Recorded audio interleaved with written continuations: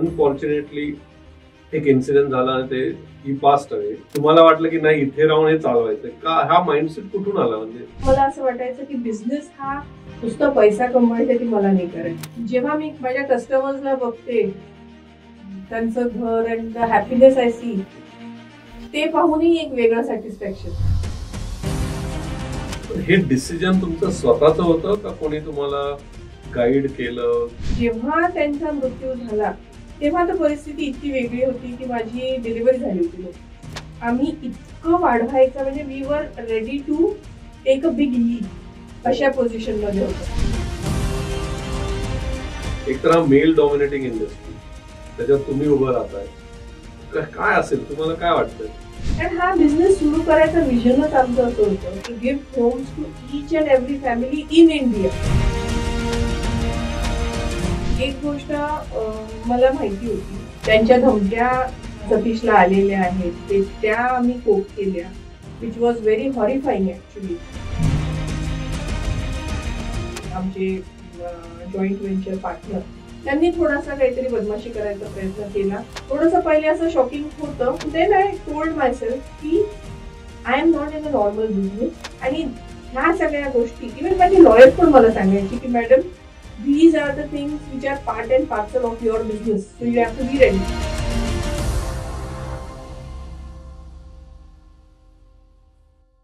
नमस्कार, conversations that matters bye सागर बाबर या podcast मध्ये तुमचं स्वागत आहे.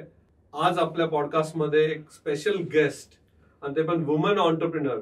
आय थिंक आपल्या पॉडकास्ट मध्ये दुसऱ्यांदाच कोणी वुमन ऑन्टरप्रिनर आलेला आहे. त्या म्हणजे मुंबईच्या मोठ्या रिअल इस्टेटच्या ओनर उज्ज्वला हावरे मॅम आपल्याकडे आलेल्या आहेत.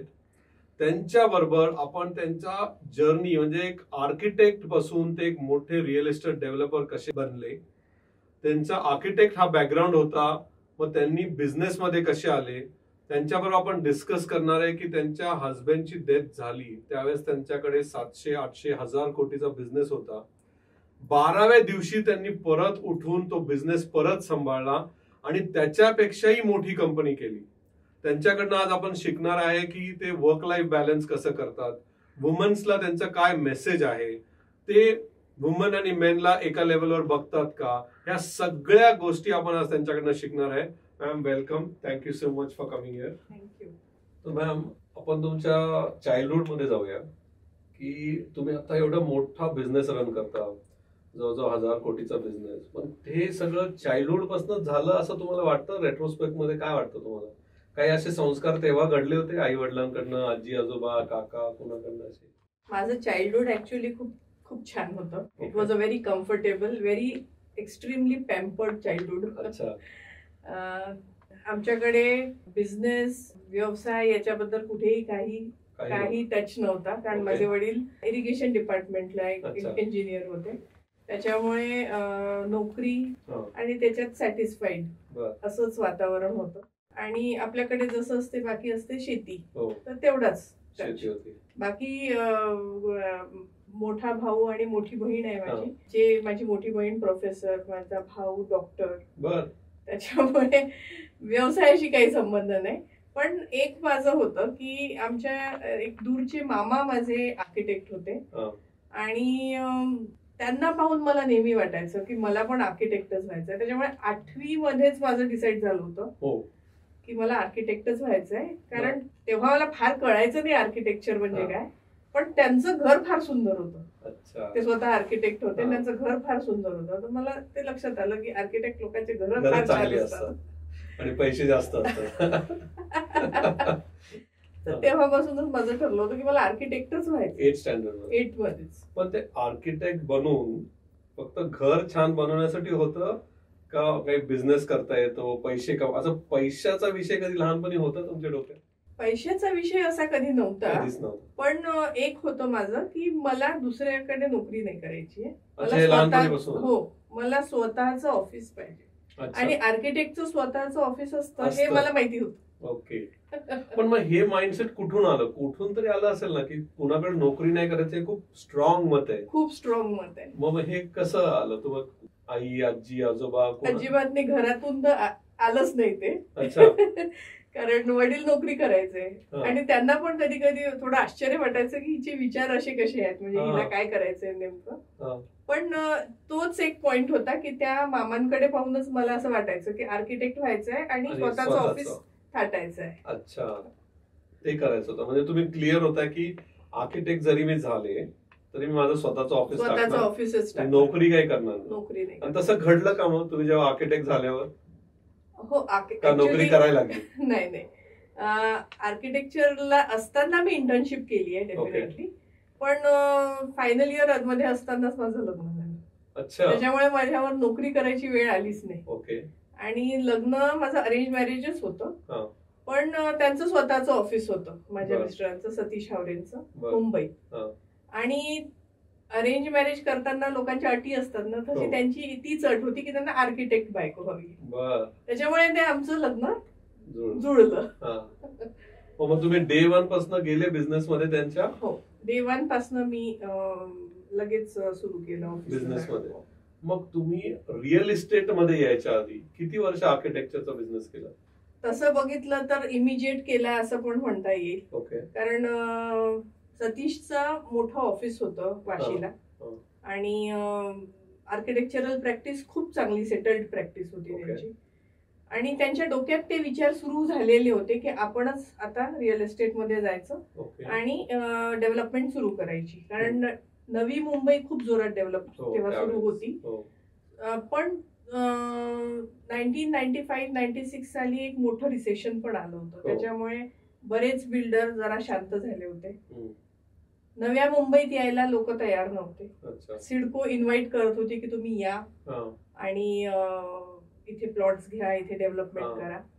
तर त्याचा एक चांगला चान्स त्यांनी एक ऑपॉर्च्युनिटी बघितली, माझ्याशी डिस्कस केलं. मला त्याच्यातलं काहीही कळत नव्हतं. मी म्हटलं ठीक आहे, आर्किटेक्चर मध्ये माहिती होतं पण डेव्हलपमेंट पण करायची, म्हटलं व्हाय नॉट. कारण मला काहीच म्हणजे लॅक ऑफ नॉलेज कधी कधी चांगलं असतं, ते पण बरं असतं. म्हटलं लेट अस डू इट. आम्ही सुरू केलं लगेच. पण ऍज अ वाईफ तुम्ही सपोर्ट केलं, ही फार मोठी गोष्ट आहे. Very supportive, I was very supportive. अच्छा.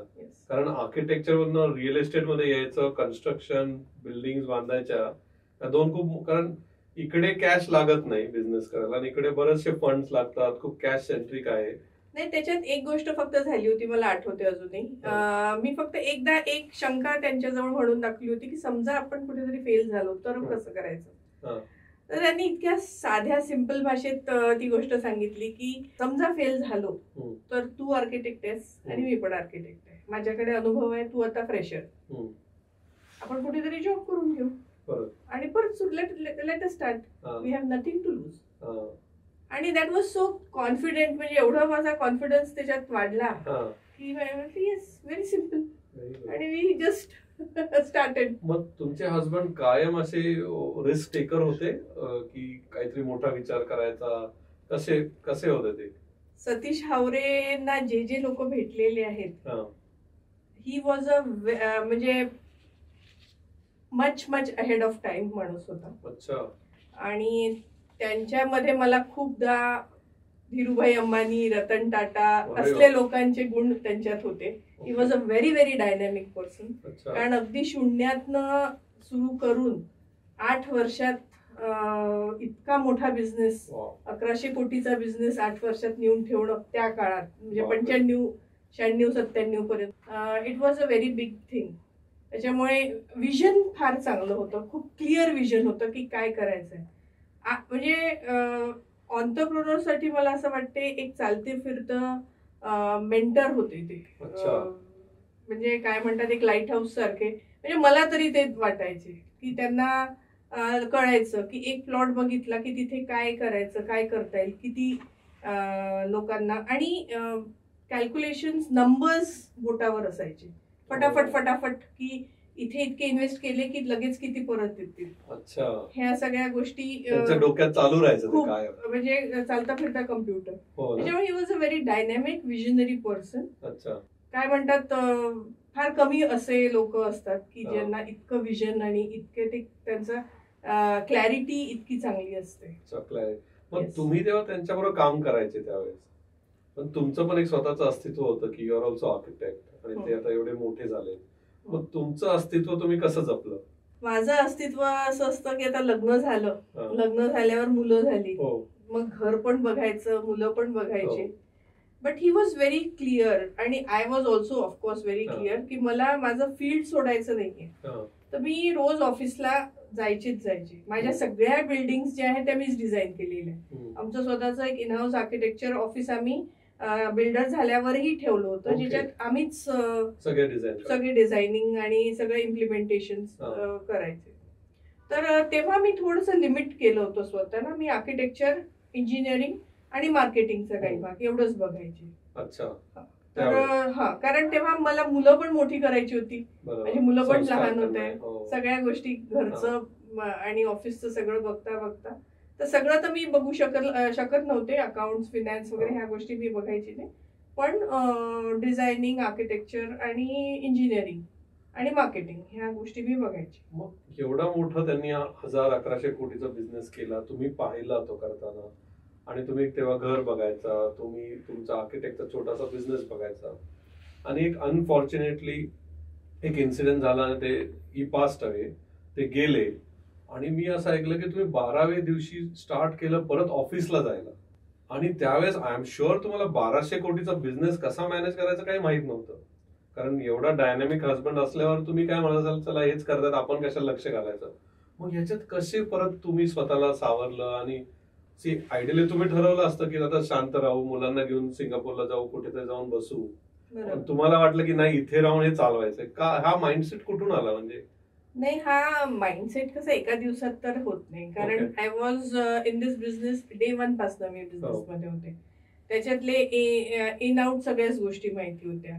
त्याच्यानंतर सतीश आणि मी दोघं खूप चांगले फ्रेंड्स पण होतो. We were discussing each and everything every day. म्हणजे रात्री घरी आल्यानंतर जेवण करताना, जेवण झाल्यावर शतपावली करतो आपण, तेव्हा आम्ही दिवसभराच्या सगळ्या गोष्टी he use to share with me, सगळ्या गोष्टी. त्याच्यामुळे मला इन अँड आउट सगळ्या गोष्टी माहिती होत्या बिझनेसच्या.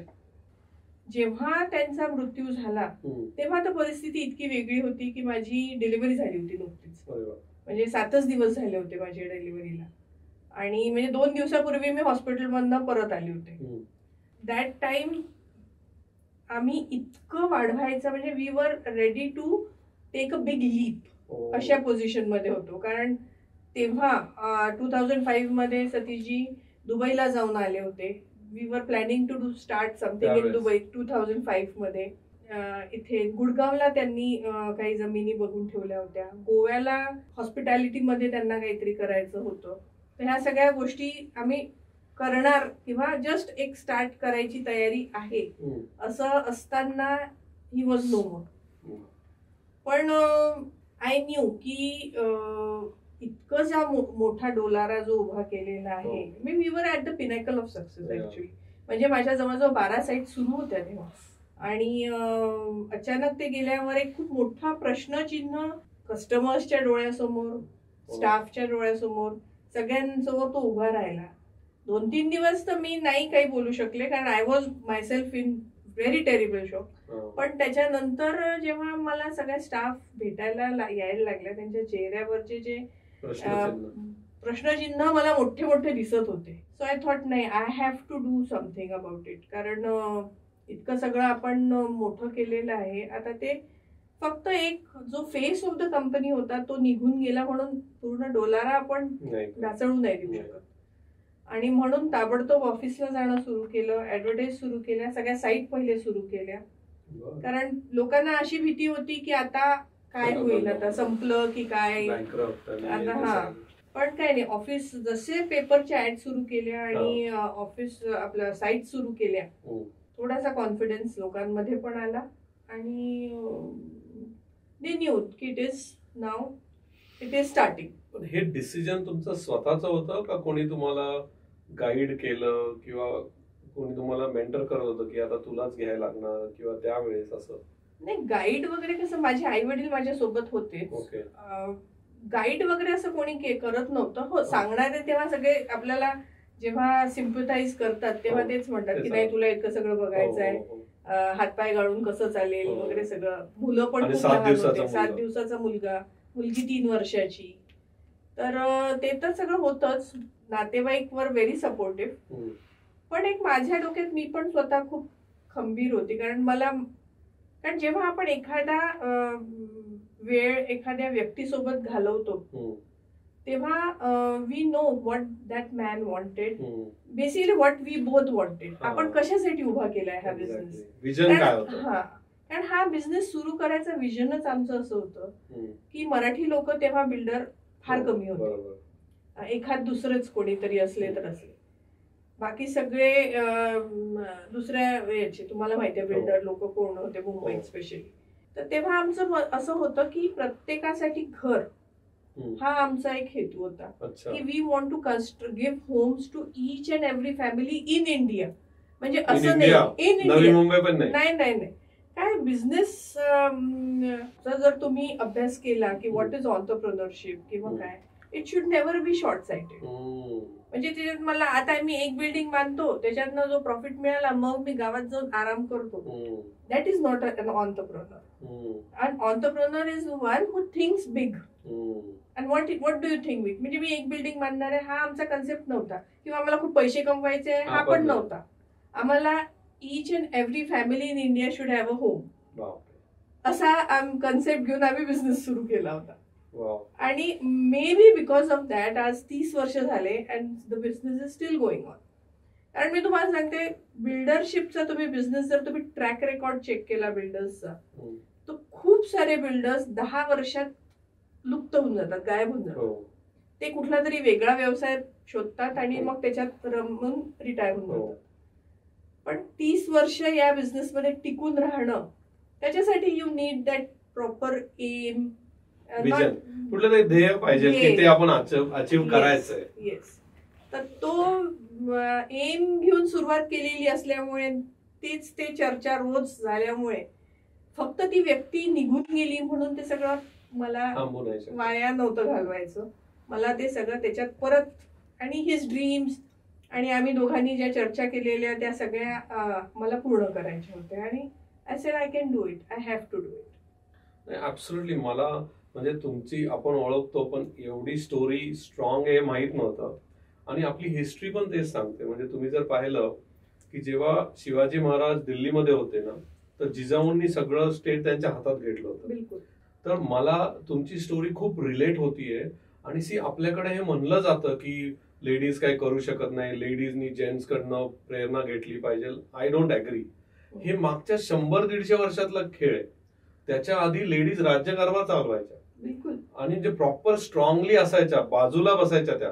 जेव्हा छत्रपती संभाजी महाराज अटक झाले तेव्हा येशूबाईंनी 7व्या दिवशी छत्रपती राजाराम महाराजांना त्या गादीवर बसवलं. आय थिंक हे खूप स्ट्रॉंग स्टोरीज आहेत. आणि तुमच्यासारख्या वुमन ऑन्टरप्रेनर्सला आपल्याला रोल मॉडेल बनवलं पाहिजे. आपण हे एका तासात काढू शकत नाही, पण बऱ्याचशा गोष्टी आहेत. मला तुम्हाला एक प्रश्न विचारायचा. तुम्ही खूप सहजपणे सांगितलं की मी 10 दिवसात उभे राहिले ना, पण हे काय सोपं नाही. जसं वाटतंय तसं हे सोपं नाही, अजिबातच नाही. काय अडथळे होते तुम्हाला त्या काळी? म्हणजे तुम्हाला बऱ्याच लोकांनी त्रास दिला असणार आहे, सगळ्यांचे डोळे आले असतील या 1000 कोटीच्या एवढ्या ह्याच्यावर. काय अडथळे तुम्हाला आले की जे, आणि तुम्ही त्यातनं बाहेर कसे आले? एक गोष्ट मला माहिती होती, कारण 8 वर्षाचा आमचा संसार होता सतीशचा आणि माझा. तर 8 वर्षात सुद्धा आमचं लाईफ काही सोपं नव्हतं. It was a roller coaster ride actually. कारण त्या 8 वर्षात काही पर्सनल प्रॉब्लेम्स, फॅमिली प्रॉब्लेम्स, काही ऑफिसचे प्रॉब्लेम्स म्हणजे बिझनेसचे. तेव्हा मुंबई एवढं सोपं नव्हतं. ती लोक पण होती, त्यांच्या धमक्या सतीशला आलेल्या आहेत, त्या आम्ही कोप केल्या, which was very horrifying actually. त्याच्यानंतर मला मोठा मुलगा होता. 4 वर्षाचा असताना ही डाईड ऑफ कॅन्सर. तर तो एक मोठा आमचा धक्का. म्हणजे त्याच्यातनं निघणं सुद्धा आम्हाला खूप कठीण गेलं. बट हे सगळे प्रॉब्लेम्स करत करत आम्ही आलो याच्यात. So it was not a very easy life Wien ते होते. पण तरी बिझनेसकडे दुर्लक्ष झालं नाही. आणि somehow the scale was always upwards. त्याच्यामुळे मी तशी बरीच ताऊन सुलाखून तेव्हाही निघालेली होते. सतीश गेल्यानंतर one thing I always knew की it won't be that easy. म्हणजे मला असं वाटलं नव्हतं की कोणी someone will consider me as a soft target किंवा असं मला माहिती नव्हतं. बट समहाऊ मला असं वाटत होतं की जे माझ्या सराउंडिंगला लोक आहेत, म्हणजे माझे लॉयर्स आहेत, माझे CAs आहेत, अकाउंटंट्स आहेत किंवा माझा स्टाफ आहे, ह्या सगळ्यांनी they should be very supportive of me. आणि ते सगळे चांगले लोक असले पाहिजे. They should be expert in their field. आणि पहिला जेव्हा लक्षात आलं, एका आमच्या प्रोजेक्टमध्ये कोणीतरी जे होते आमचे जॉईंट व्हेंचर पार्टनर, त्यांनी थोडासा काहीतरी बदमाशी करायचा प्रयत्न केला आणि त्याच्यात मग मी सावध झाले. थोडंसं पहिले असं शॉकिंग होतं, पण then I told myself की I am not in a normal business. आम्ही रिअल इस्टेट बिझनेसमध्ये आहे आणि ह्या सगळ्या गोष्टी, इव्हन माझे लॉयर्स पण मला सांगायचे की madam, these are the things which are part and parcel of your business, so you have to be ready. तुम्हाला या गोष्टींसाठी तयार राहायला लागेल.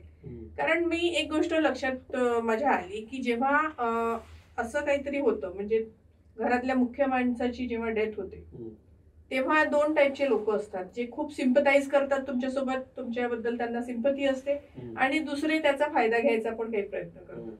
तर ते दोन्ही प्रकारचे लोक आपल्या अवतीभोवती असतात. तर मला असं वाटतं की दोन्ही प्रकारच्या लोकांना फेस करण्याची तयारी आपल्याला दाखवावं लागते. आणि तेव्हा मी ते I prepared my self for that. आणि लकीली माझे जे चार्टर्ड अकाउंटंट्स आहेत किंवा जे आमचे लॉयर्स होते, त्यांनी मला चांगलं व्यवस्थित गाईड केलं आणि वी सेल्ड थ्रू इट. पण तुम्ही जर आत्ता मागे जाऊन पाहिलं तर तुम्हाला काय वाटतं, कशामुळे तुम्ही एवढे स्ट्रॉंग उभे राहिला असाल? काय म्हणजे ते एक असेल? कारण एवढं सोपं नाहीये. एक तर हा मेल डॉमिनेटिंग इंडस्ट्री, त्याच्यात तुम्ही उभं राहताय. काय असेल, तुम्हाला काय वाटतं? मला असं वाटतं की जे आम्ही स्वप्न पाहिलं होतं, की जे जिद्द होतं की नाही आपल्याला आपला हा व्यवसाय खूप मोठा करायचा आहे, ते एक होतं. आणि आय वॉज ऑलवेज, मला असं वाटायचं की बिझनेस हा नुसतं पैसा कमवायसाठी मला नाही करायचा. मला त्याच्यात मी जे एम्प्लॉयमेंट जनरेशन करते, I was happy about it. जेव्हा मी माझ्या कस्टमर्सला बघते, त्यांचं घर and the happiness I see, ते पाहूनही एक वेगळं सॅटिस्फॅक्शन. तर आय ऑलवेज न्यू की मला I am doing a very good business, ज्याच्यात इतक्या सगळ्या कस्टमर्सला त्यांचं आयुष्यभराची कमाई त्यांची कुठेतरी एक चांगल्या ठिकाणी यूज होते आणि त्यांचं स्वतःचं स्वप्नातलं घर पूर्ण होते. त्याच्यानंतर इतक्या लोकांसाठी मी जॉब जनरेट करते, इतक्या सगळ्या लोकांची घरं आपल्या एका निर्णयामुळे चालणार आहेत.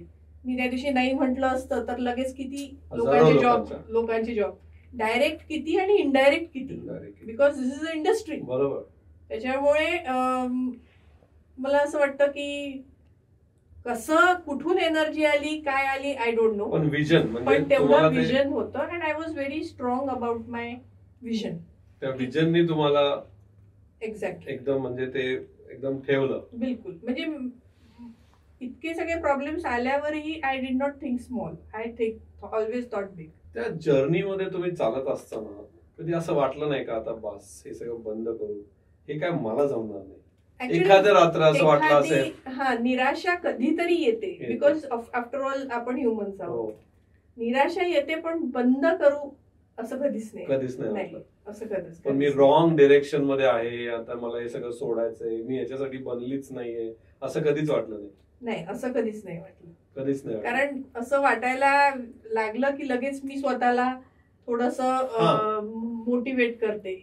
म्हणजे काय? I start counting my blessings. अच्छा. की मी काय करते, आज माझ्याकडे किती लँड बँक आहे, आज माझे किती प्रोजेक्ट सुरू आहे, आजपर्यंत मी किती लोकांना घरं दिलेली आहेत. 60,000 पेक्षा जास्त लोकांना मी घरं दिलेली आहेत आज, फॅमिलीजला. त्याच्यामुळे म्हणजे माझे 150 पेक्षा जास्त प्रोजेक्ट्स, 160 पेक्षा जास्त प्रोजेक्ट मुंबई, नवी मुंबई, ठाणे, पुणे सगळ्या भागात मिळून झालेले. तर इतकं सगळं करत असताना नुसतं एका छोटा थॉट आला म्हणून मी सगळं सोडायचं का? लेट अस डू इट असं करून मी स्वतःला बाहेर काढते. म्हणजे तुम्ही तुमच्या माइंडला स्वतः ट्रेन करता. येस. की पॉझिटिव्ह ऍस्पेक्ट बघून, की मी कशासाठी आले इथे आणि काय करते. राईट. म्हणजे त्या निगेटिव्हला तुम्हाला भावी होऊन देतच नाही तुम्ही. निगेटिव्ह पॉवरफुल आहे. तुम्ही बघितलं आहे की negativity is always ready to come into it. Yes. म्हणजे पण positivity you have to take make an effort to make things positive. Negativity आपोआप येते. पॉझिटिव्हिटी आणावी लागते आणि ती पॉझिटिव्हिटी मी खूपच विश्वास ठेवते ह्या पॉझिटिव्ह अफर्मेशन्स आणि मॅनिफेस्टेशन मध्ये. त्याच्यामुळे मी स्वतः प्रयत्न करते की आपल्याला आय काउंट माय अचीव्हमेंट्स. मी जेव्हा काउंट करते लिहिते तेव्हा ते आपोआप ती पॉझिटिव्हिटी येते. आणि मग मी विचार करते की आज माझे डायव्हर्सिफाईड बिझनेसेस पण आहे. तर माझ्या फॅक्टरीजमध्ये 400 लोक कामं करतात. माझ्या कन्स्ट्रक्शन बिझनेसमध्ये जवळजवळ 200 लोक डायरेक्ट इन्व्हॉल्ड आहेत. इनडायरेक्टली तर हजारो लोक असतील. त्याच्यानंतर माझी शाळा आहेत, माझ्या बाकीचे बिझनेसेस आहेत. तर आज माझ्यामुळे मी एक स्ट्रॉंग डिसिजन घेतलेला आहे की नाही, I have to be there. म्हणून किती लोकांची घरं आज किचन सुरू आहेत. तर I shouldn't be that naive to take the wrong decision. 100%. पण तुम्ही जेव्हा हा बिझनेस करता तुमच्या आजूबाजूला सगळं मेल डॉमिनेटिंग तुम्हाला दिसत असेल.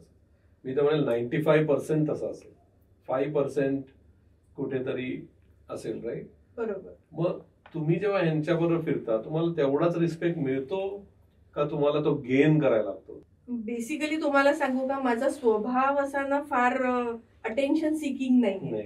म्हणजे मी तशी खूप शांत असते. मी खूप जोरात बोलून मध्ये मध्ये जास्त बोलून किंवा कसं अटेन्शन सिकिंग मला आवडत नाही. त्याच्यामुळे मी स्वतःहून काही फारसं माझं कम्युनिकेशन किंवा मी खूप नेटवर्किंग करते वगैरे हा पण प्रकार नाहीये माझा. पण मला असं वाटतं your work should speak rather than लोकांनी तुम्हाला स्वतःचं जाऊन इंट्रोडक्शन द्यायला किंवा respect has to be earned. त्याच्यामुळे मी तर काही कुठे जात नाही. पण आता तुम्ही जे म्हणता की मेल डॉमिनेटेड, तर yes, there are males in this industry, of course. The face of the businesses are males, basically. पण मी नेहमी विचार करते की मेल डॉमिनेटेड आपण म्हणत जरी असलो तरी बॅक ऑफिस सगळे विमेनच हँडल करतात. आहे की नाही? म्हणजे many lawyers, many architects, many times engineers, accountants, CA हे सगळ्या बायकाच असतात. So you can't call it directly male dominated. Male faced society, male faced business आहे हा. अच्छा. त्याच्यामुळे तसं मी ऍक्च्युली इतकं कन्सिडर करत नाही. आणि माझा एक स्वभाव आहे की मी जास्त ओव्हर थिंक करत नाही या बाबतीत. खूप पॉवरफुल. हा, कारण मी जेव्हा कुठे जाते तर यू आर ऍब्सोल्युटली राईट. म्हणजे पहिला चेहरा बाईचा दिसल्याबरोबर people become judgmental and it's very natural.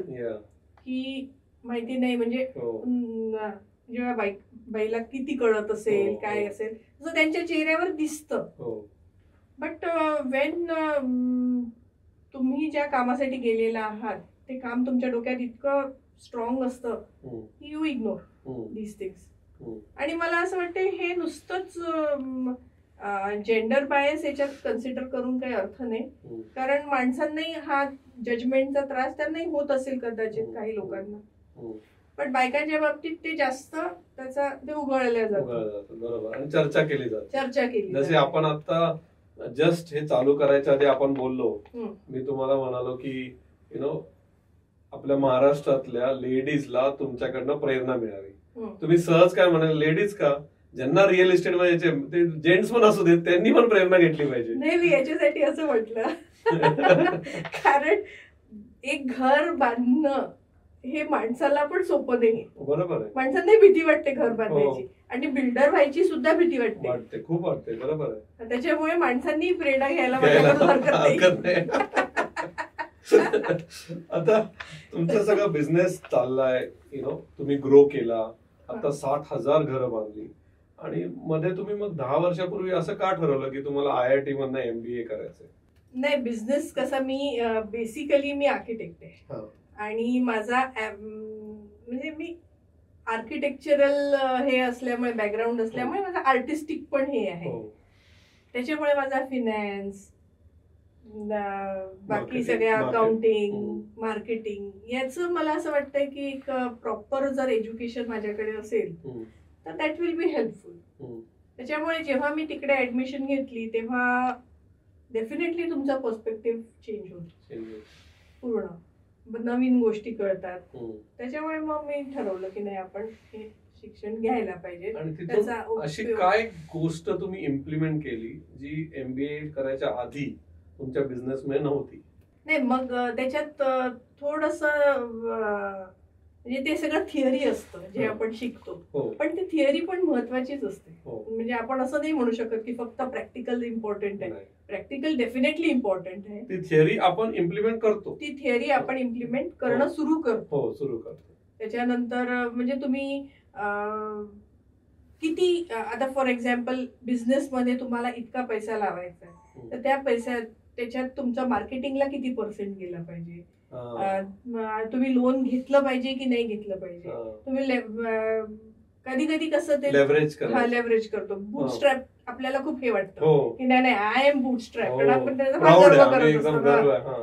But when you want to grow you actually need to raise funds. मग त्या फंड्सचा तुम्ही म्हणजे ह्या सगळ्या छोट्या छोट्या गोष्टी मला त्याचा कॉन्फिडन्स वाढला की नाही, ह्या गोष्टी पण आपण करायला पाहिजे जर आपल्याला ग्रो करायचं आहे तर दॅट ऍक्च्युली एक चांगला तो अनुभव मला वाटला की बरं झालं मी ते एज्युकेशन घेतलं. मग तुम्ही त्या MBA केल्यावर तुम्हाला वाटलं की थोडं एक्सपोजर ऑन फंड्स कसं मॅनेज करायचं, मार्केटिंगला फॉर्मली कसं करतात, म्हणजे आपल्याकडे इन्फॉर्मली आपण खूप करत असतो मार्केटिंग, पण एक कसं असतं स्ट्रक्चर, कसं असतं स्ट्रक्चर्ड हे कसं करायचा बिझनेस तो कळला. तर तुम्ही आज कोणीही businessman, not only women but main women, जे एकदम यशाच्या शिखरावर आहेत, चालले चांगले, त्यांना सजेस्ट कराल का की त्यांनी MBA वगैरे करायला पाहिजे? असं त्यांनी MBA स्वतः करावं किंवा MBA लोकांना त्यांनी हायर करावं, तो एक भाग आहे. पण नुसतं हायर करून कधी कधी होत नाही. जर तुम्हाला त्यातलं नॉलेज असेल तर इट हेल्प्स. आता जरुरी नाही म्हणजे I can't guide someone to do it, पण जर तुम्ही तसं काही केलं, ते शिक्षण घेतलं, तर शिक्षण मला नाही वाटत वाया जातं. तुमचा अप्रोच, तुमचा व्ह्यू पॉइंट थोडासा चेंज व्हायला मदत होते. तुमचं एक मी कुठेतरी वाचलं की तुम्ही 550 फ्लॅट 2 दिवसात विकले. हो. काय स्ट्रॅटेजी होती आणि ते कसं आहे? म्हणजे इट्स व्हेरी रेअर 2 दिवसात 550. 2008 ची गोष्ट आहे. आम्ही एक प्रोजेक्ट, आणि MBA करायच्या आधी. ओके. ह्या सगळ्या गोष्टी मी आधी 2000 म्हणजे 95 पासून 2005 पर्यंत नेहमीच केलेल्या आहेत. तेव्हा आमचे 8 दिवसातच फ्लॅट्स विकल्या जायचे. कारण तेव्हा आम्ही तो एक कन्सेप्ट आणला होता, नॅनो हाऊसिंग, अफोर्डेबल हाऊसिंग. हा कन्सेप्ट आम्हीच आणला होता. आणि त्याच्यात आम्ही असं केलं होतं की तेव्हा कसं होतं की सिडकोचे नियम होते की तुम्ही 1 BHK इतक्या साईजचा, 2 BHK इतक्या साईजचा, त्याच्यापेक्षा कमी साईज अलाव नाही केली. पण आम्ही आर्किटेक्ट होतो, आम्ही सिडकोमध्ये नेहमी आमचं जाणं येणं असायचं. आम्ही तिथल्या ऑफिसर्सला पटवून दिलं की तुम्ही या साईज पेक्षा एक छोटी साईज जर केली तर हजारो लोकांचं घर होईल, कारण ही साईज सगळ्यांना परवडत नाही. त्याच्यात बरेचसे म्हणजे आम्ही इतक्या आयडियाज लढवल्या त्याच्यात. What is the business? Business is about ideas. आणि त्याच्यात म्हणजे BST फॉर एक्झाम्पल, BST मध्ये जाऊन त्यांच्या ऑफिस जे हेड आहे त्यांना भेटून त्यांना सांगितलं की तुम्ही जर ही एवढी सबसिडी देणार असाल तर तुमच्या सगळ्या स्टाफचं घर होईल. आणि आम्ही तेव्हा हजारो BSTचे ड्रायव्हर्स, कंडक्टर, स्टाफ सगळ्यांची घरं करून दिली. फक्त ती जी साईज होती ती साईज आम्ही 25% कमी केली. त्याच्यामुळे काही लोकांना 1 रूम किचन मिळालं, काही लोकांना छोटा 1 BHK मिळाला. आणि पीपल गॉट देअर हाऊसेस. त्याच्यामुळे पोलीस डिपार्टमेंट, BMC, BST, बऱ्याचशा कंपन्या जशा ब्रिटानिया आहेत, MSCB, ह्या सगळ्या बऱ्याचशा कंपन्यांनी तेव्हा सबसिडी दिली आणि लोकांची घरं झाली. पण तुम्ही हे MBA करायच्या आधी केले? हे आधी केले. तुम्हाला शिकायला जायची गरज नव्हती, MBA शिकवायची गरज होती. उलट झाले जरा. कारण ही जी स्ट्रॅटेजी तुम्ही इम्प्लिमेंट केली ती एक MBA शिकून पण लोक करत नाही. कारण हे तुम्ही ग्रास लेवलला जाऊन तुम्हाला कळालं ना, इथेच 10-20 हजार लोक आहेत. त्याच्यासाठी मी तुम्हाला अजून एक उदाहरण सांगते जे आम्ही युनिक उदाहरण आहे म्हणजे आमच्या, आणि माझं फार आवडतं प्रोजेक्ट आहे ते. श्रमिक म्हणून आम्ही एक प्रोजेक्ट केलेलं आहे खारघर मध्ये. अगदी उत्सव चौक म्हणून एक मोठा चौक आहे, त्या चौकात आमचं प्रोजेक्ट आहे ते. ती लँड आमची होती तेव्हा खारघर एवढं डेव्हलप झालं नव्हतं, तो चौक एक्झिस्ट पण करत नव्हता तेव्हा. पण आम्हाला विजन होतं की पुढे या जागेची चांगली किंमत होईल. तर एक दिवस काय झालं की आमच्या ऑफिसच्या खाली एक ऑटो स्टँड आहे. तर आमच्या एका कस्टमरला घेऊन तो ऑटोवाला पण वर आला की मलाही बघायचं आहे कोण आहे, तुम्ही घर घेतलं वगैरे. तर त्यांनी सहज म्हटलं की सतीश होते तेव्हा, की तुम्ही साहेब तुम्ही आमच्यासारख्या लोकांसाठी पण घरं बनवा कधी, म्हणजे आम्हालाही घरात राहता येईल. आणि आपलं कसं आपण सगळे मध्यमवर्गीय, आपला एक सोशल हे असतोच, म्हणजे आपल्याला स्वतःचं घर प्रत्येकाचं व्हावं असं वाटत असतं. त्या माणसाचा जो डायलॉग होता, मी पण तिथे होते, ते खूप क्लिक झालं, ते मनात राहिलं. लगेच आम्ही दोघांनी ठरवलं की काय करू शकतो आपण, करायचं का काही यांच्यासाठी. तर म्हटलं एक प्लॉट आहे आपला तिथे, त्याच्यात आपण करू शकतो. त्या प्लॉटवर लगेच मी डिझाईन बनवलं. 200 फ्लॅटचं प्रोजेक्ट होतं. सगळे त्याच्यात 1 रूम किचन्स आम्ही बनवले. 2003 मध्ये ते प्रोजेक्ट आम्ही लॉन्च केलं. त्याच ऑटोवाल्याला बोलवलं वर, त्याला म्हटलं असं असं लॉन्च करतोय, तुझे जेवढे असतील तू त्यांना सांग. त्यात ऑटोवाले, हॉकर्स, भाजीवाले, काम करणाऱ्या बायका, अशा लोक सगळ्यांचा त्यांनी हे केला आणि ते प्रोजेक्ट आम्ही लॉन्च केलं. ते लगेच बुक झालं. पण त्याच्यात प्रॉब्लेम होता की ह्या लोकांकडे कोणाकडेच सॅलरी स्लिप नसते, त्याच्यामुळे लोन द्यायला तयार नाही. आम्ही तेव्हा नुकतीच आमची फायनान्स कंपनी पण सुरू केली होती, हॅपी फायनान्स. तर म्हटलं आपण देऊया यांना लोन. तेव्हा ते घर 1 रूम किचनचं 2.25 लाखात आम्ही विकलं. हावरे फायनान्सनी त्यांना लोन दिलं आणि तुम्हाला सांगते मी, एकही त्याच्यात डिफॉल्टर नाही. सगळ्यांनी, आणि दे आर सो प्राऊड. म्हणजे मी तुम्हाला एक सांगते, इट्स व्हेरी टचिंग. सतीशची डेथ झाली 2005 मध्ये आणि त्याच्यानंतर लगेच 15 ऑगस्टला ह्याच सोसायटीनी मला झेंडावंदनासाठी बोलवलं. आणि ते म्हणाले, त्यांनी बोलवलं म्हटल्यावर मला नाही म्हणवलं गेलं नाही. मी गेली आणि त्यांनी मला त्यांच्या घरी 3-4 घरं फिरवलं आणि सांगितलं की साहेब, मॅडम साहेबांचा फोटो आम्ही आमच्या देवघरात लावलाय, कारण फक्त ह्या माणसामुळे आज आम्ही झोपडपट्टीतून एवढ्या चांगल्या बिल्डिंग मध्ये राहायला.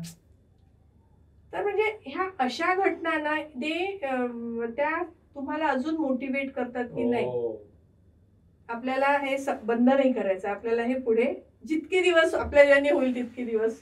तुम्हाला देवाने या कॉज साठीच पाठवलंय. अगदी असंच मला, आय वॉज म्हणजे इतकी भारावून गेली मी ते बघून.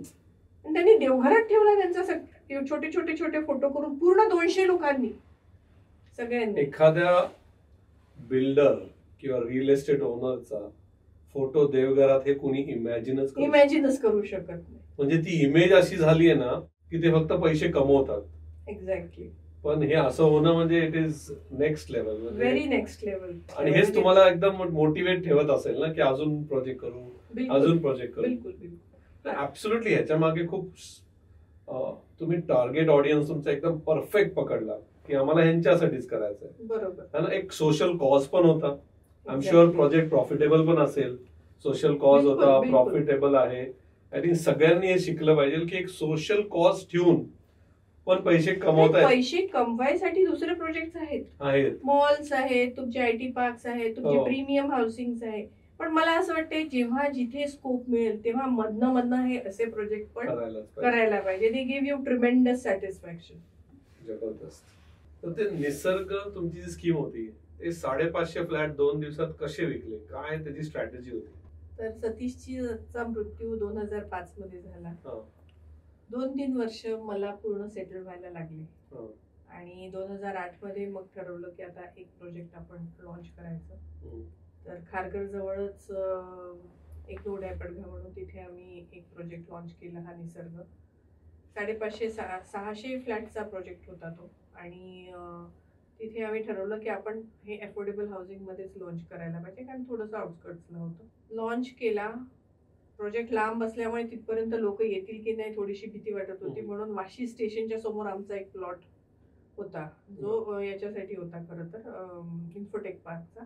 तिथे आम्ही एक छोटा टेंट टाकला आणि तिथे चांगली ऍडव्हर्टाईज केली आणि स्टेशनच्या तिथे लाईन लागली. मला पोलीस बोलवायला लागले बुकिंगसाठी आणि पटापट 2 दिवसात पूर्ण बिल्डिंग विकली, पूर्ण प्रोजेक्ट विकल्या गेले, पूर्ण प्रोजेक्ट. काय स्ट्रॅटेजी तुम्हाला वाटतं तो टेंट नॅनो हाऊसिंग, लहान फ्लॅट्स, छोटे फ्लॅट्स, परवडणारी घरे, अफोर्डेबल किंमत असल्यामुळे पूर्णच्या पूर्ण 2 दिवसात विकले. तुम्हाला वाटतं का ही स्ट्रॅटेजी चालली तुमची? ही स्ट्रॅटेजी डेफिनेटली चालली आणि तोपर्यंत खरं सांगायचं म्हटलं तर एक विश्वासार्हता पण तयार झाली होती की मराठी बिल्डर आहे, ट्रॅक रेकॉर्ड चांगला आहे, वेळेत घराचा ताबा दिलेला आहे आणि क्वालिटी घरं आहेत. ह्या सगळ्या गोष्टी जे क्रायटेरिया आहे, कारण कस्टमरला कुठेतरी विश्वासार्हता लागते. म्हणजे नुसतंच कोणीतरी नवीन आज सुरू केलं आणि त्याचं सगळं 2 दिवसात खपेल असं नाही सांगता. तर ह्या नुसतं एकच गोष्ट त्याच्यावर नुसतं अफोर्डेबल हाऊसिंग मुळेच विकल्या गेलं असं नाही. अफोर्डेबल 10-15 वर्षात मागचा 10 वर्षाचा ट्रॅक रेकॉर्ड, एक्झॅक्टली. तर तो पूर्ण ट्रॅक रेकॉर्ड बहुतेक कामी आला आणि we were back again. So that was a very म्हणजे खूप बूस्ट मिळाला त्याच्यात त्या प्रोजेक्टमुळे आम्हाला. आणि तुम्ही आता जस्ट म्हणाले ट्रस्ट, विश्वास महत्वाचा आहे. तुमच्याप्रमाणे ट्रस्ट कसा गेन करायचा? ट्रस्ट गेन करायचा म्हणजे तुम्हाला युअर वर्क शुड स्पीक. तरच तुम्ही कोणाला म्हणजे आश्वासनं देऊन नाही करू शकत ट्रस्ट गेन, कारण तुमची ऍक्शन्स दिसल्या पाहिजे. मी आज म्हटलं की माझं प्रोजेक्ट मी 36 महिन्यात माझं हे 24 माळ्याची बिल्डिंग मी देणार आहे. 36 महिने नाही, मी 28 महिन्यातच माझी दिली. People were more than happy. म्हणजे you have to be commitment oriented, quality oriented. म्हणजे तुम्ही जे बोलता ते तुमचं काम पण दिसलं पाहिजे, तरच तुमचा ट्रस्ट गेन होईल. त्याला काहीच कॉम्प्रोमाइज नाही, त्याला काही कॉम्प्रोमाइज नाही. तुम्ही जे कमिट केले ते डिलिव्हर करायचं, ट्रस्ट आपोआप होणार. एक्झॅक्टली. तुम्ही आता एक नवीन प्रोजेक्ट लॉन्च करताय, तो काय प्रोजेक्ट आहे आणि त्याची आता काय युएसपी की जो 2 दिवसात 500 फ्लॅट कसे बुक होतील? आता मार्केट इव्हॉल्व्ह झालाय, मार्केट चेंज झालाय, एव्हरीथिंग इज चेंजिंग. तेव्हा बिल्डर्स मार्केट होतं 2010 पर्यंत तरी बिल्डर्स मार्केट. कन्झ्युमर्स, आता हे युजर्स मार्केट आहे, कन्झ्युमर्स मार्केट आहे. But that is good. You have to change. त्याप्रमाणे आम्ही पण आमचे हे केलेले आहे. कोविड मध्ये जेव्हा काम थोडे स्लो झालेले होते किंवा तेव्हा विचार करायला बराच वेळ होता, तेव्हा मी माझ्याकडे प्रपोजल्स तर लँडचे येत राहायचे. माझ्याकडे पेंटचं प्रपोजल आलं आणि पेंट तसं वाशीपासून 1 तास. तेव्हा मला लोक, तुम्हाला सल्ला देणारे लोक पण असतात, काही सिनियर लोक असतात बिल्डर्स कम्युनिटी, अजिबात ते तिकडे जाऊ नको, मुंबई सोडायचं नाही, मुंबई बेस्ट आहे बिल्डरसाठी, मुंबईच्या बाहेर जायचं नाही, कसं कंट्रोल करणार, काय करणार. पण कुठेतरी तिथे मला फील आला होता की I have to do the project here. हायवेवर एवढी चांगली मोठी जागा, म्हटलं नाही इथे मला करायचंच आहे. ती लँड मी घेतली विकत आणि तिथे प्रोजेक्ट पूर्ण डिझाईन केला. म्हटलं इथे प्रोजेक्ट असा आपण हे नाही करू शकत, विकू शकत, तिथे it has to be something special. म्हणून हफीज कॉन्ट्रॅक्टरला भेटायला गेली. हफीजजींनी मला तिथे खूप मोटिवेट केलं आणि Ujjwala you can do it, I am going to design something very unique. आणि त्यांनी तिथे खूप सुंदर मॉल डिझाईन केला, मॉल विदाउट एअर कंडिशनिंग, जो त्यांनी दिल्लीत ते गुडगाव मध्ये हे केलेलं आहे. आणि शोरूम्स हायवेवर, त्याच्यानंतर तिथे एक हॉटेल, 5 स्टार हॉटेल, कमर्शियल आणि मागे रेसिडेन्शियल, तिथे पण 650 घर आहेत. तर असं ते पूर्ण प्रोजेक्ट 3 एकराचं आम्ही डिझाईन केलं. हॉटेल करू की नको थोडंसं मला डाऊट होता, पण मग जेव्हा मी काम सुरू केलं त्याच्यावर, हॉटेलवाल्यांना कॉन्टॅक्ट करणं सुरू केलं, माझ्या मागे लागायला लागली लोक की मी 150 रूम्स, तुम्ही 150 रूम मध्ये राहायला कोण येणार इकडे. पण ते म्हणे नाही तुम्ही 150 रूम करा. आणि 2-3 मोठे मोठे ब्रँड्स, हॉलिडे इन, मॅरिएट, यांच्यासारखे सगळे माझ्या मागे लागले. तेव्हा मी ठरवलं की नाही इथे करायचं. त्याच्यानंतर त्यांनी जेव्हा त्यांच्यासोबत अग्रीमेंट साईन झालं त्याच्यानंतर त्यांनी सांगितलं की इकडे मॅडम खूप स्कोप आहे आणि इट इज कारण तिकडे JSW आहे, तिथे मोठे मोठे सगळे कमर्शियल चांगलं MIDC चांगली डेव्हलप्ड आहे तिकडची. आणि आत्ताच तुम्ही ऐकलं असेल मुंबई 3 मध्ये तो पूर्ण झोन डिक्लेअर झाला. So it's going to develop like anything. कारण तिथनं एअरपोर्ट अर्ध्याच तासावर आहे, 30 मिनिट्स मध्ये एअरपोर्टला पोहोचणार Navi Mumbai airport. So that vision किंवा दॅट इनर कॉलिंग जे होतं माझं सिक्स सेन्स आणि जे तुम्हाला सल्ला देत होते करू नको ते म्हणत उज्ज्वला जी आपने तो कुछ अलग ही सोचा. अलग ही सोचा. आता कुठला नवीन अजून प्रोजेक्ट येतोय का? आता आमचा हा एक प्रोजेक्ट पेंटचा मोठा प्रोजेक्ट येतोय. त्याच्यानंतर ठाण्याला घोडबंदर रोडला एक मोठा प्रोजेक्ट येतोय. दॅट विल बी 40 स्टोरीड, ते 350 फ्लॅट्स असतील मोठे. तो पण हाफिज कॉन्ट्रॅक्टर लक्झरी हाऊसिंग मध्ये आहे तो. कारण तो एरिया आता थोडा वेगळा आहे. पण तोही मला आता we are still under discussion. पण तो मला मोठे मोठे हे जे ब्रँड्स आहेत ना ते पण मेंटेन करतात आजकाल हाऊसेस. तुम्हाला माहिती असेल तर त्यांचा लोगो देतात. म्हणजे Taj has started maintaining the apartment. Taj apartments. त्याच्यानंतर मॅरिएटचे अपार्टमेंट लीजवर का? नाही, त्यांचे म्हणजे मेंटेनन्स सगळे हे लोक घेणार. म्हणजे तुमच्या घरात सगळं क्लिनिंग हाऊसकीपिंग ताजचे लोक येऊन करून जाणार.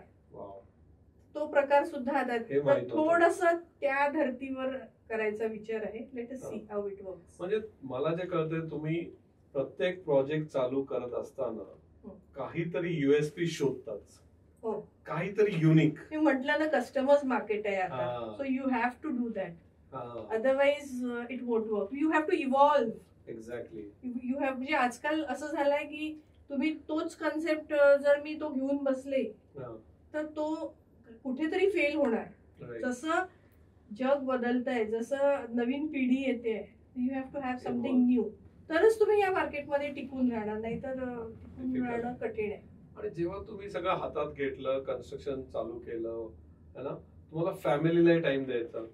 कारण मला बऱ्याचशा लेडीज विचारतात की आम्हाला फॅमिलीला वेळ द्यायचा आहे, बिझनेस पण करायचा आहे, मोठा पण व्हायचा आहे. हे बॅलन्स कसं केलं होतं? त्याला काही हॅक आहे का? अशा 2-3 गोष्टी तुमच्यातर्फे की ह्या तुम्ही केल्या तर दोन्ही बॅलन्स होऊ शकतं? काय माझ्या मुलांना I am very grateful to my parents. पहिली गोष्ट, माझे आई वडील दोघंही माझ्यासोबत राहायला आले. अनफॉर्च्युनेटली माझ्या वडिलांचं 1 वर्षातच तेव्हा निधन झालं हार्ट अटॅकनी. तो एक मोठा ब्लो होता माझ्यासाठी, because my father was my very good friend. खूप मला सपोर्ट करायचे ते. पण थँकफुली आई आहे आणि घर तिच्याच भरोश्यावर असतं. मुलांनी लहानपणापासून मला बघितलेलं आहे स्ट्रगल. कारण त्यांना दिसते की आईला जायला लागतं, आईला करायला लागतं. पण तरी मी माझ्या ड्युटीज मध्ये कुठेच कमी पडली नाही. I was always there whenever they need. त्यांचे सगळे ओपन डेज पासून सगळे मी अटेंड केलेले. आणि इट वॉज ऑल सकाळच्या शाळेला ड्रॉप करणं हे माझंच काम असायचं. कारण at least that time I have with them असं मला म्हणून. आणि आता मोठे झालेत, आता समजदार झालेत, त्याच्यामुळे they are very proud of me. म्हणजे ते म्हणतात नेहमी की वी आर व्हेरी प्राऊड की. आणि जे काही बायकांचं जे असतं ना, आम्हाला हेही करायचं आहे तेही करायचं, किंवा गिल्ट असते की मी माझ्या मुलांकडे लक्ष देऊ शकत नाहीये. तर मला असं वाटतं पहिले तर you should get rid of that guilt.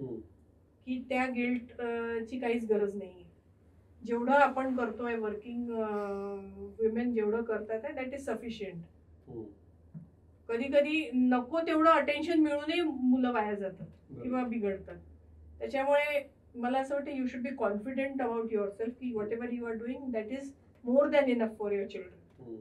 आणि तेवढे आपली जबाबदारी करणं आणि not to feel guilty about it is very important. मला पर्सनली असं वाटतं बरं का की जास्तीत जास्त महिलांनी बिझनेस मध्ये यायला पाहिजे. आणि हा जो एक त्यांना जो पूल आहे ना, हा फक्त तो फॅमिलीचाच त्यांना मागे रोखते. म्हणजे फॅमिलीचा इश्यू नाही, त्यांचा स्वतःचाच तो गिल्ट आहे. Everything is in the mind. हा, फॅमिलीचं असं नाही, त्यांनाच ते ब्रेकच नाही करायचं.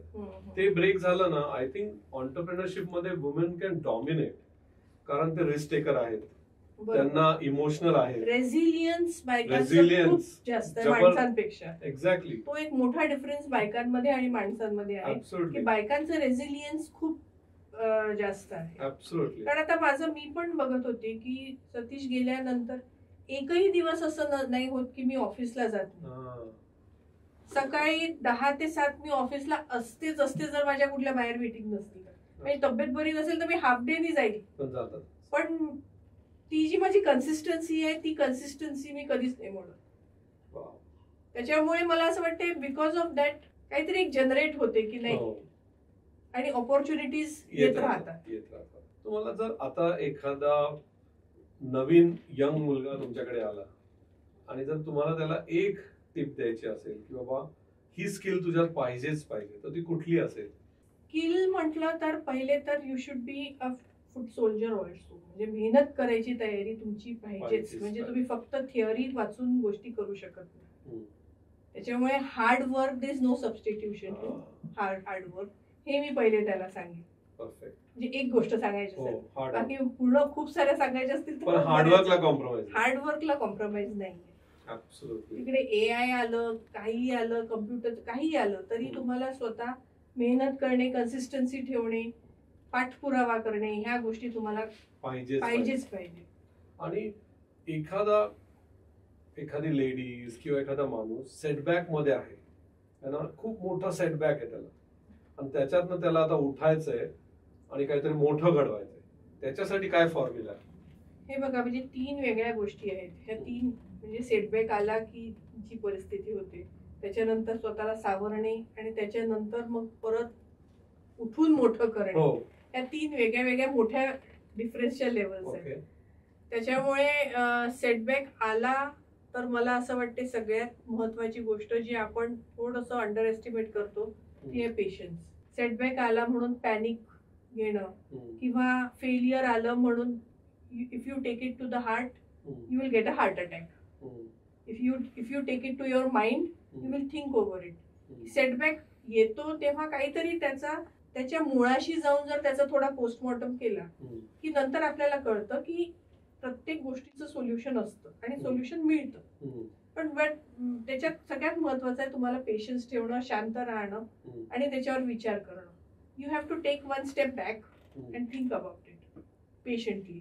तर मला असं वाटतं तेव्हा तुम्ही त्या सेटबॅक मधनं बाहेर यायला कुठला ना कुठला मार्ग तुम्हाला मिळतोच. कारण सेटबॅक माझ्या आयुष्यात सगळ्यात मोठा सतीश जाण्याचा होता. त्याच्यानंतर जे काही सेटबॅक्स आले त्याचा मी हाच विचार करायची की जे वाईट व्हायचं होतं ते झालंय, याच्यापेक्षा वाईट अजून काही होऊ शकत नाही. त्याच्यामुळे आता काही झालं तरी याच्यातनं मी निघणार. That I tell my self. त्याच्यामुळे असं वाटतं की तेव्हा थोडं शांत राहून विचार केला आणि त्या परिस्थितीची जर आपण पूर्ण एक थर्ड पर्सनच्या दृष्टीने जर बघितलं तर यू फाइंड सोल्युशन. माझ्या मित्राचे वडील पण आम्हाला हेच सांगायचे की जर तो सेटबॅक असतो ना, जशी माझी आई, मी एकदम लहान म्हणजे माझ्या 25-30 असतानाच गेली. जेव्हा मी त्यांच्याशी बोललो तर ते काय म्हणाले, यू शुड थँक गॉड की आत्ता तू यंग आहे, हे जे एवढं मनावर घेऊ नको, तू आता स्ट्रॉंग आहे, याच्यातनं उठू शकतो, परत उभा राहू शकतो. 50शीत 60शीत काय झालं तुला एकदम आहे ना, तो सेटबॅक स्ट्रॉंग ते खूप डिफिकल्ट असतं. जेवढा यंग सेटबॅक तेवढा तुम्ही पटकन उठू शकता, पटकन उभा राहू शकता. I think you said very well की सेटबॅकला पचवण्याची ताकद पण जेव्हा तुम्ही यंग असता तेव्हा थोडी जास्त असते, आणि जेव्हा तुम्ही मोठे आहात तेव्हा मॅच्युअर जास्त असतात. आणि तेव्हा पण खूप जास्त त्याचा बाऊ करून घेऊन किंवा त्याचं यू शुड बी ग्रेटफुल की ज्यांच्यामुळे तुम्हाला सेटबॅक आला, that person has made you strong. So I always practice gratitude. ज्या लोकांनी मला आतापर्यंत त्रास दिलेला आहे किंवा त्रास झालेला आहे ज्यांच्यामुळे, I am very grateful to them that they made me strong to fight against all these odds. तुम्हाला आतापर्यंत 25 अवॉर्ड मिळाले, फार तुम्ही कन्स्ट्रक्शन केलं, ह्याच्या मागे तुम्ही कुठल्या एक तुमच्या हॅबिटला श्रेय द्याल की ही हॅबिट माझी अशी होती त्यामुळे मी एवढं केलंय? मला असं वाटतं की हॅबिट, मी एक म्हटलं ते कन्सिस्टन्सी, स्टबननेस आहे माझ्यात, which is not a very positive word, पण but I am very stubborn. म्हणजे मी सहजासहजी कुठली गोष्ट सोडत नाही. म्हणजे लोकांना अशी त्याच्यात मागे मी फार मागे लागलेली असं लक्षात येत नाही, पण मनात मी ते सोडलेलं नसतं. ते म्हणजे जसं पेंटचं प्रोजेक्ट जेव्हा मी घेतलं तेव्हा मी म्हटलं की नाही हे प्रोजेक्ट मला करायचंच आहे, I have to do it. आणि जेव्हा तुम्ही ठरवता मनाशी की हे करायचंच आहे, somehow the whole universe helps you do it. You believe in it. I believe in. Yes yes. आणि बरेचसे वुमन ऑन्टरप्रिनर आहेत, बऱ्याच वेळा मी त्यांच्याशी जेव्हा बोलतो ते असं म्हणतात आमच्याकडे फंडिंग नाही, आमच्याकडे पैसे नाही. यांना काय तुम्ही सल्ला द्याल? काय, बिझनेससाठी पैसा खूप महत्वाचा आहे आणि पैसा तेवढा महत्वाचा पण नाहीये. अच्छा. Both the sides are there. कारण जेव्हा तुम्ही बिझनेस ठरवता की तुम्हाला बिझनेस करायचा आहे, तर एक सुरुवात करायसाठी, फॉर एक्झाम्पल मी माझ्या बिझनेसचं सांगते की तुम्हाला एक बिल्डर व्हायचं आहे, तर मग काय करायचं आहे, तुम्हाला थोडीशी पैशाची मदत पाहिजे की तुमच्याकडे सेव्हिंग्ज असतात, तुमचे मित्रमंडळी असतात किंवा नातेवाईक असतात, हु आर रेडी टू इन्व्हेस्ट. त्याच्यात तुम्ही प्लॉट घेतला आणि नंतर त्याच्यात तुम्ही आयडियाज टाकल्या की त्याच्यात काय करायचं, प्लॅनिंग केलं, तर तो सुरुवातीचा इन्फ्रास्ट्रक्चर डेव्हलप करण्यापुरती जेवढा पैसा आहे तेवढा पाहिजे मिळू शकतो. पण त्यासाठी तुमच्या खूपच पैसे घेऊन तुम्ही बसलायत, आता मी पूर्ण पोतावर पैसे घेऊन बसलो आणि आता मग मी सुरू करतो, याची गरज नसते. You have to have the planning, you have to have the ideas, you have to have proper goal setting. त्याच्यानंतर तुम्ही ते कसं विकणार आहे, काय, हे त्याचं विजन तुमचं जे क्लिअर पाहिजे. Then you have to be passionate about what you want to do. You have to believe in it की what I want to do. ते महत्वाचं आहे. जर आणि फोकस जर तुमचं व्यवस्थित असेल तर मला असं वाटते तेवढ्या थोड्या पैशांनी पण, प्लॅनिंगनी पण तुम्ही उभं करू शकता. कारण आम्ही तुम्हाला सांगते, मी जेव्हा बिझनेस सुरू केला हा कन्स्ट्रक्शनचा, वी वर आर्किटेक्ट. आमच्या आर्किटेक्चरल फीस मध्ये आणि प्रॅक्टिस मध्ये जेवढं आम्ही करायचं तेवढं आम्ही केलं. पण तेव्हा लक्षात आलं की the CIDCO is ready to give us on instalment. आम्ही एक इन्स्टॉलमेंट दिला, प्लॉट आपला एग्रीमेंट करून घेतलं, बुकिंग्स घेतले, त्याच्यातनं जसे पैसे आले तसे भरत गेलो. म्हणजे दॅट इज व्हॉट अपॉर्च्युनिटी मिळतात तुम्हाला, जस्ट चालू अपॉर्च्युनिटी मिळतात. People are ready to give you opportunities, but you have to have that vision and you have to have that focus. त्याच्यामुळे बायकांनी पण असं घाबरू नये. घाबरलं तर गेलं सगळं. You have to be strong and you have to be positive about I can do it. Yes. जर तुम्हाला थोडी भीती वाटत असेल, इफ यू आर डाऊटफुल, छोट्या प्रमाणात करा आणि सुरू करा. Things will fall in place.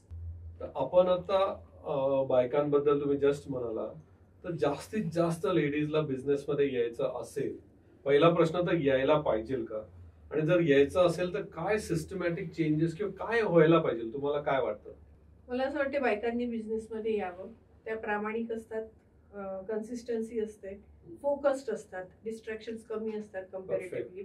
त्याच्यामुळे बायकांनी बिझनेस मध्ये यावं. फक्त एक मोटिवेशनची कमी आहे. सेल्फ मोटिवेशन पण नाही आणि बाहेरून पण मोटिवेशन थोडंसं कमी असतं. बायकांनी जर बिझनेस मध्ये यायचं असेल तर पहिले तर त्यांनी थोडंसं फायनान्शियल लिटरसी त्यांनी बघायला पाहिजे. कारण बरेचदा, म्हणजे नुसतंच बायकांचं काय, माणसांचं पण आहे, फायनान्शियल लिटरसी बऱ्याच लोकांना कमीच असते ऑलमोस्ट.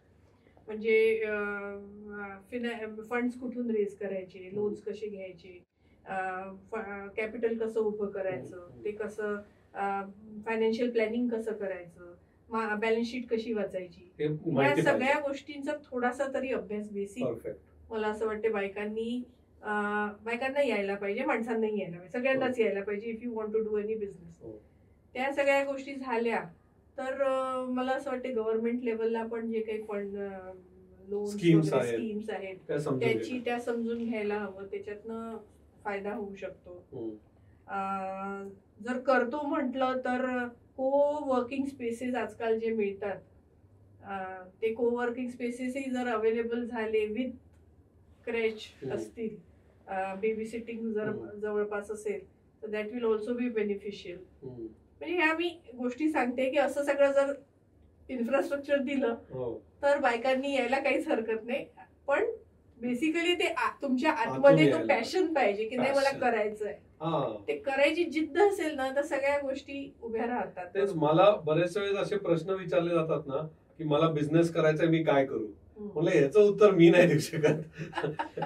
तुला ते आतून कॉलिंग पाहिजे की मी हा प्रॉब्लेम सॉल्व्ह करू शकतो, हा एक प्रॉब्लेम आहे, मी आयडेंटिफाय केला, माझ्याकडे सोल्युशन आहे. Exactly.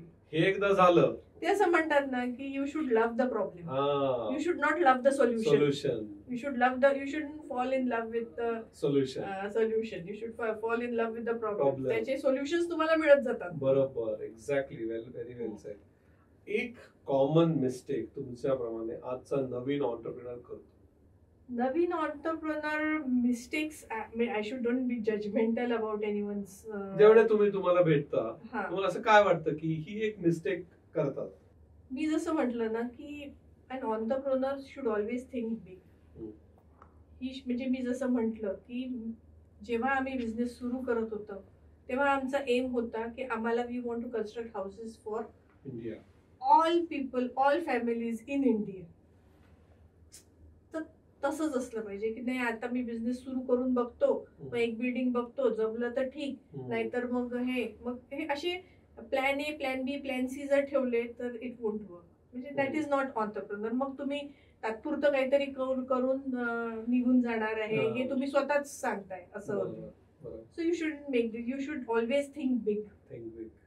And success is not very easy but it comes.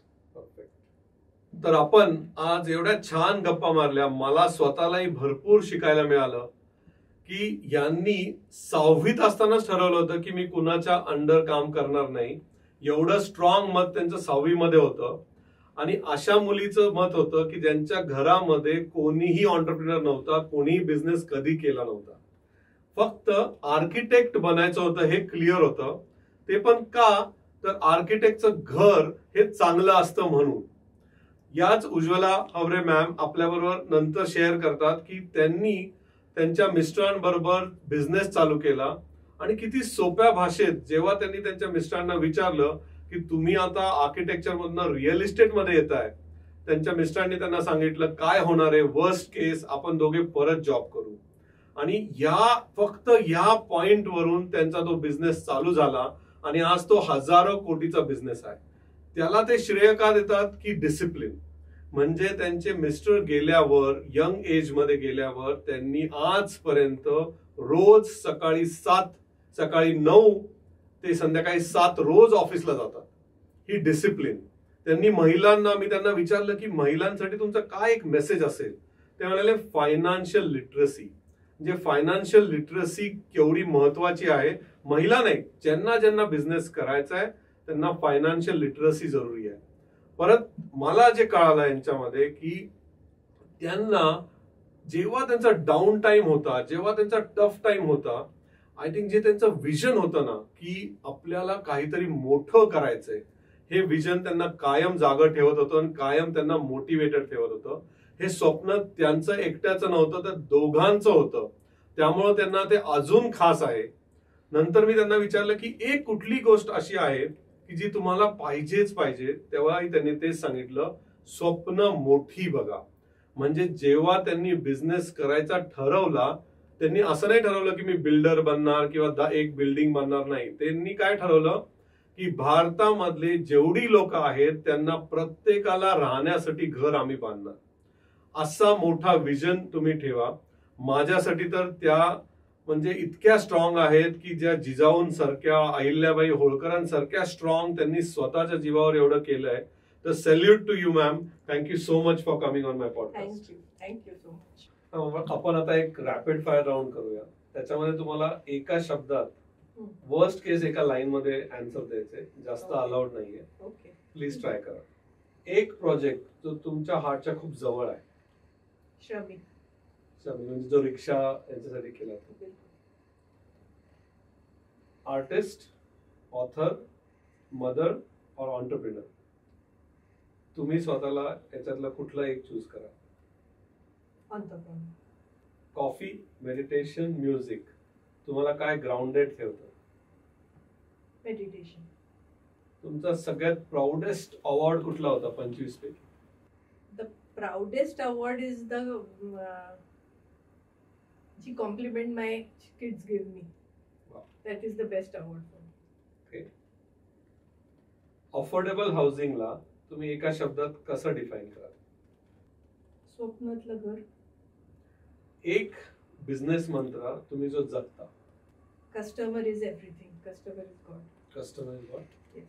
आणि जर तुम्ही रिअल इस्टेटचा बिझनेस केला नसता तर दुसरा कुठला बिझनेस केला असता?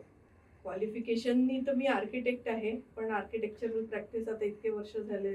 पण मला मनापासून आवडते ते farming.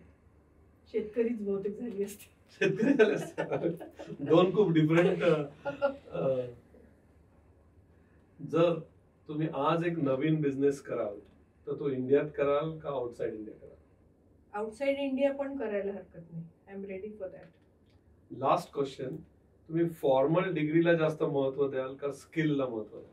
Skill is definitely very good. Skill खूप महत्वाची आहे, पण फॉर्मल डिग्रीला पण अंडर एस्टिमेट करू नये. तुम्ही काय चूज करा? Skill. Skill. Perfect. Thank you so much. Thank you.